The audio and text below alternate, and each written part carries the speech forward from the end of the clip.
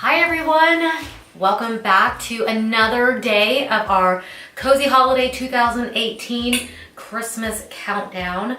I hope that you're enjoying each and every one of these projects. I know that we're having a lot of fun sharing them with you and getting to be a part of your lives and your homes during the holidays. Today's project is so simple, you're going to love this. Taking the cookies that we used from yesterday's project, we're taking some of the exact same supplies, some of the tags and the stamps, the ribbon, the baker's twine. So what's going on here? I think that's cheating. It's not cheating. What it is being efficient. Use the things that you have to try to stretch them and get as much out of them as you can.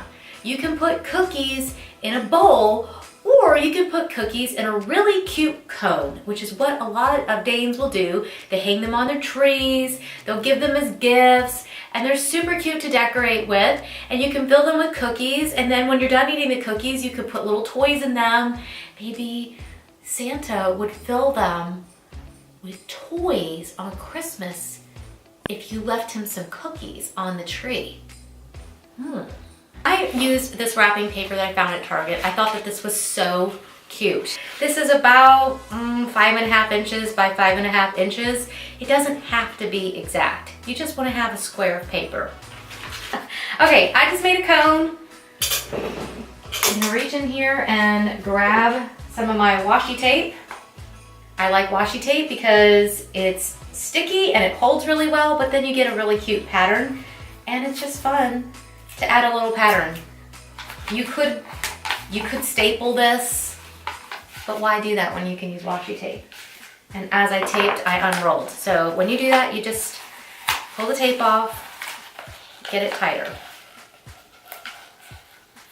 There we go. Okay, then you create a little cone.